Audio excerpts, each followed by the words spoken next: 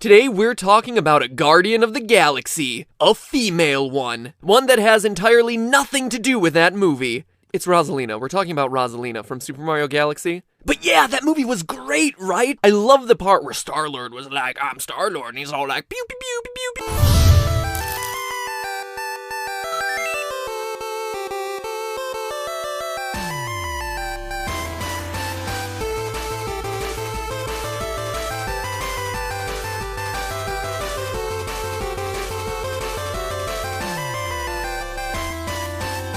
Then Groot was totally like, I am Groot. Oh, we're on. Hello, internet. Welcome to Game Theory, the show that really can't wait for Guardians of the Galaxy 2. Seriously, I have not had that much fun at a movie in a long time. Oh, so good. Sorry, I gotta stay focused. Anyway, let's talk about Rosalina. She's a galaxy-hopping princess with a hairstyle stolen straight from Captain Planet's Dr. Blight. And from her humble beginnings in Super Mario Galaxy, she's starting to appear in everything. 3 main series titles, 4 Mario Karts, a party, a round at the links, and pretty soon the newest Smash. Really? Rosalina and like 15 Fire Emblem characters, and Ness still hasn't been confirmed for the game? Get your priorities straight, Nintendo. But outside of she owns a space station and she looks smoking hot in a biker outfit, what do we really know about this monotone maiden? Nothing! She's an interstellar enigma. Or is she? Who is Rosalina? Have there been clues hidden in plain sight as to what her true identity is? Today we're out to solve this maiden's mystery, and what we find throws everything you thought you knew about the Mario universe out the window. Well, except for the fact that he's a sociopath, which is still 100% legit. It seems to me the best place to start is with the bedtime story Rosalina reads throughout Super Mario Galaxy. The story recounts the tale of a sad little girl on a quest to find one Luma's missing mother. Prepare to be shocked, that story is actually about Rosalina herself. What? An earth-shattering revelation, I know. But seriously, where it gets interesting is in Chapter 4, when the story mentions Rosalina's mother. Via the book's illustrations, we get 2 glimpses of her. First, from the back, and then again, the bottom half of her face. Do those hair flips, that mouth shape, the gold crown, and those rounded blue earrings look familiar? Because they should. Peach is Rosalina's mother. Cue the dramatic music. Not quite as dramatic as I envisioned, but okay. No, wait, I can read your mind. But the hair is longer and the dress is blue. That's what you're thinking, right? Right, be honest. Man, I'm like the geeky version of David Blaine. But I agree, these similarities are very superficial and far from 100% confirmation. That's why it's also worth mentioning the silhouette of the castle that appears in Chapter 7 of the book, when the little girl in the story looks at her former home through her father's old telescope. Notice the 3 prominent spires with the one big one in the middle? Seems an awful lot like typical depictions of Peach's castle, no? Since it's in shadow though, I suppose it could be just any old 3-spired castle with one very tall one in the center. I mean, I hear those are very popular in the Mushroom Kingdom after all. Hashtag obvious sarcasm is obvious. But if we're going to prove something as huge as Rosalina being the daughter of the First Lady of Gaming, we need something more than hints. We need something more definitive. We need something scientific. Genes! Ronnie, come on, let's try it again. Genes! Genetics, DNA, deoxyribonucleic acid. Come on, dude, you're ruining my flow. If Peach and Rosalina are truly related, they should be sharing some physical features, right? And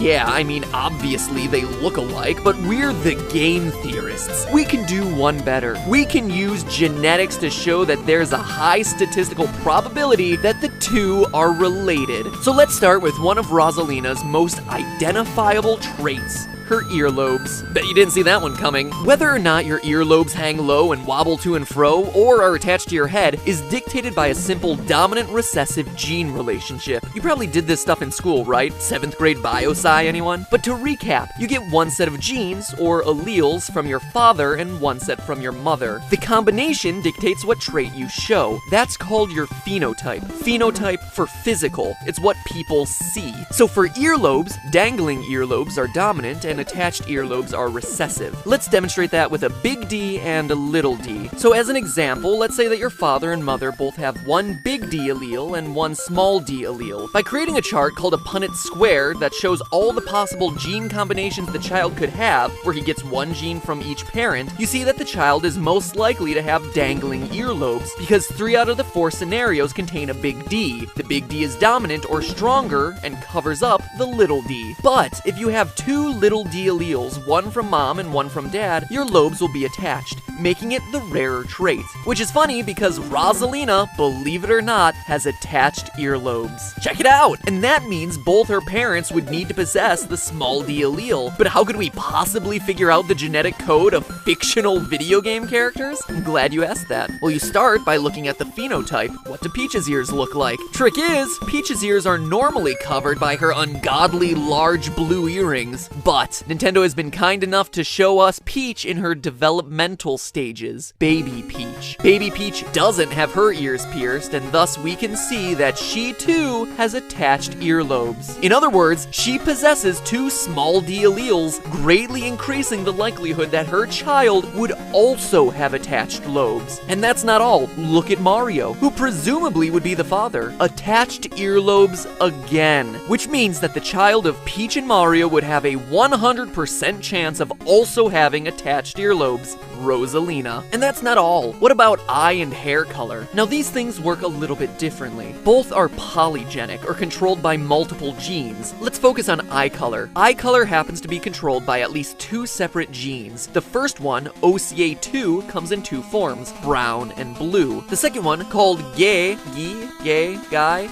also comes in 2 forms, but this time it's green and blue. Now the way this works is in a tiered system, with blue alleles being recessive, green being dominant over blue, and brown trumping them all. Here's a chart mapping out all the possible combinations, and as you can see, blue eyes are super rare because there are so many other genes that overpower those small B's. So for Rosalina to have those piercing blue eyes of hers, her parents would also need to, well, somebody call Staples, because that was easy. The fact that both Peach and Mario also have blue eyes means that their child would have a very high likelihood of also having bright blue eyes, just like you see in Rosalina. Hair color works in a lot the same way. It's also polygenic. Without getting too detailed, the fact that Peach has blonde hair greatly increases the likelihood her child would also have blonde hair. So to summarize, with genetics, we're talking about statistical odds. And in this case, were Peach and Mario to have a baby, there's a very high likelihood that it would have the same phenotypes that you see in Rosalina. The last huge piece of genetic evidence, though, comes from Rosalina's handedness. Watch all the gameplay footage of her, and you see that she's left-handed. Notice how she prefers to keep her wand in her left hand? In an interesting twist, promotional art for her shows her holding it in her right hand, but I would assume that this is actually the product of the world's right-handed bias. But that's a can of worms for an entirely different day. For now, let's focus on the genetics. Handedness is weird because it's not like the previous genetic examples. Researchers have no clear predictors that they've been able to figure out. What scientists do know is that consistently, 10% of the world's population is left-handed, and that left-handedness tends to run in families, with the mother's preference being an important factor. On average, the chances of 2 right-handed parents having a left-handed child are around 10%. Having a right-handed mother and left-handed father keeps that percentage about the same.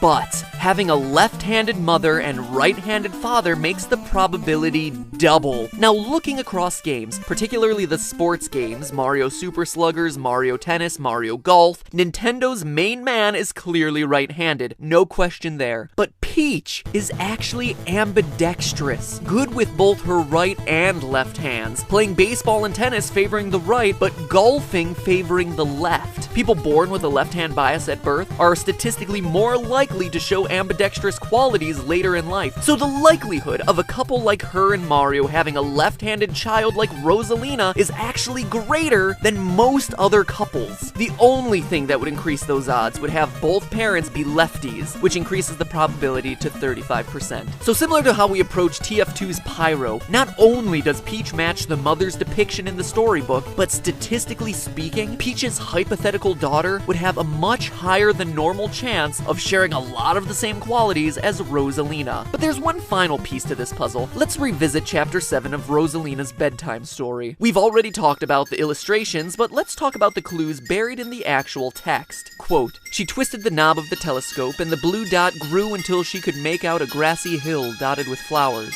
It seemed very familiar to her. Zooming even closer, a terrace on the hill came into view. She remembered rubbing the sleep out of her eyes as she followed her father up that hill to look at the stars." So we know that Rosalina's home, that castle we saw in silhouette, isn't far from a good stargazing hill dotted with flowers. Galaxy's opening scene has Mario running to the top of a hill that overlooks Peach's castle, meaning it's close enough to walk to and has a beautiful view of the stars. It also happens to be lined with flowers, just like the hill described in the storybook. And not only does it have flowers, but look at the color of the flowers in the illustration. Purple, white, and yellow. Now look at the flowers on Mario's hill at the beginning of the game. Purple, white, and yellow. Now we're getting somewhere. And there's more. Here's an excerpt from when Rosalina's story takes a dark turn. Quote, "She remembered having picnics with her mother on that hill on bright and windy days, and the girl burst into tears.